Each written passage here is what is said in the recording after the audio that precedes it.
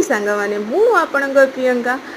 चली आज नुआ रेसिपीर सन्धान में आ जो भेड़िया गरम है ना गरम भात पार्टी को तो जमा भी रुचुनी मु चली पखाड़ खाइबा पखाड़ खाइबी माने पखाड़ सांगरे तो टिके नुआ आइटम हवा निहाती जरूरी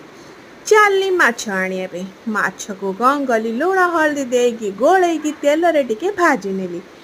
टिके कड़ा कड़ा पर गोटे साइड भाजिली आ गोटे साइड हल्का भाजिली भाजी सारिला परे पियाज